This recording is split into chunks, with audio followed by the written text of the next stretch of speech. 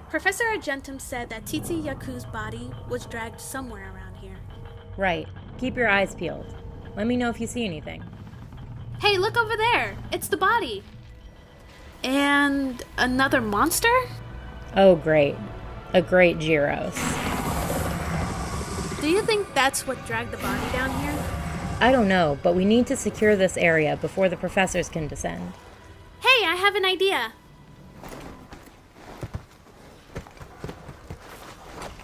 Oh, I see. Go on, get out of here.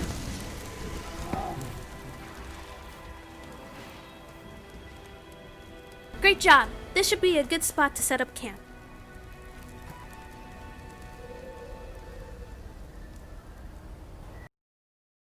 Ah, this is my first descent into the Rotten Vale. Thank you for allowing me to tag along with your expedition, Professor Ferrum. You are welcome.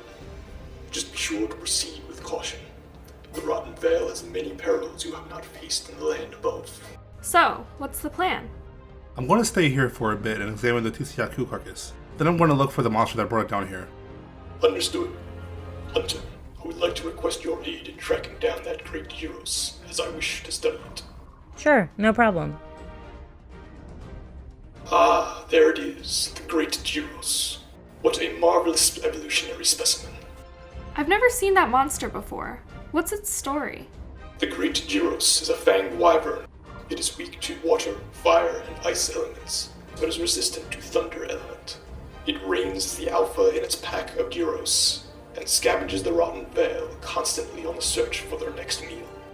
Alright, before I fight this thing, let me know what I need to avoid. What abilities does it have? It utilizes a powerful venom that it emits through its fangs and its saliva as an attack. Avoid those at all costs. Yeah, thanks. So this venom, what kind of poison is it? Cytotoxic? Hemolytic? The venom they possess is a powerful neurotoxin that leaves enemies and prey momentarily paralyzed, providing the Great Girros an opportunity to escape or make the kill. Oh, I see. That sounds incredibly dangerous. Indeed. What is the poison they use, and how does it work? Or, I guess I should ask, what is its mechanism of action? The toxin the Great Girros utilizes is a member of the fasciculin family. At the junction between the nervous system and the skeletal muscles, motor neurons use the neurotransmitter acetylcholine to trigger muscle contractions. The neurons secrete this acetylcholine into the synaptic cleft, and they attach to the receptors on the muscle. The activation of these receptors lead to a cascade of reactions that cause the conformational shift in the muscle contraction. Normally, when the muscle has completed its intended contraction, the acetylcholine has to be cleaned up. Otherwise, they would continue to activate the muscle. To perform this cleanup, the body uses an enzyme called acetylcholinesterase, breaks down the acetylcholine into its precursors, which are then reuptaken back into the motor neuron. This allows the muscle to relax and prepare itself for the next contraction. However, fasciculin destroys the acetylcholinesterase, inhibiting the breakdown of the acetylcholine. Oh, okay. So, with the abundance of acetylcholine in the neuromuscular junction, it's going to continue to repeatedly trigger the receptors on the muscle. Precisely. This is what causes the seizing and paralytic contractions we have observed. Neat! One more thing, Professor. How is it that the Great Girros isn't affected by all the effluvium in the air? Most other monsters in the Rotten Vale tend to stay away from these affected areas. It is pretty simple, in fact. While in a normal atmosphere, the Great Girros inhales through its mouth and lungs. However, while in areas with high concentration of effluvium, it makes use of the gills it has hidden underneath in its hood to purify the air as it inhales. Oh, that makes sense.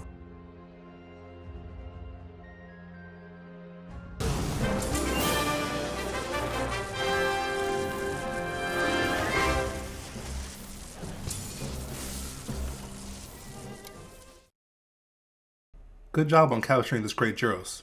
Thanks, Professor. Was this the monster that dragged the Titiaku down here? I don't believe so. Upon inspection of the carcass, the wounds are inconsistent with the attack from a Great Girros. We need to keep looking. Professor Ferrum, where else can we search? There is another section down this way. Hunter, Take the lead, if you will. Do you think we're gonna find anything down here? I don't know. I have no idea what it could be. I'm gonna go check over there. Hey, wait!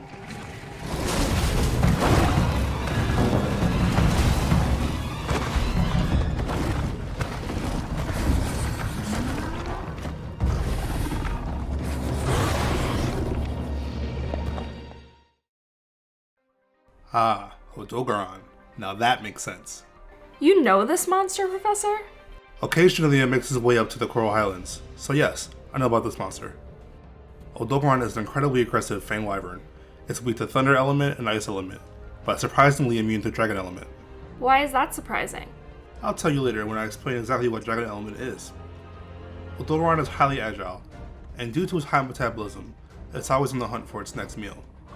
It doesn't utilize any elements, but with it being so perfectly suited to hunting in the Rotten Vale, it doesn't need any. Alright, what do I need to know about this guy? Its main method of attack is through the use of its hidden claws that are excessively efficient at tearing through flesh. Hidden? What do you mean? There are claws right there. I wasn't talking about those claws, Hunter. Oh. Yeah, those claws. Odogaron's hidden claws are remarkably serrated. When these claws tear into flesh, they rip tissue and blood vessels on their way out. This causes prey to bleed profusely, further aiding the predator in his hunts. What do you mean? The serrations in Odogaron's claws are a piece of evolutionary work to counter one of its shortcomings. Odogaron has poor eyesight due to the thick corneas that cover its eyes. Though seemingly a hindrance, they actually protect the monster from the concentrated effluvium in the air. To make up for this near blindness, it has a heightened sense of smell. As its prey continues to bleed, Odogaron can track the scent of the blood trail. There is no escape.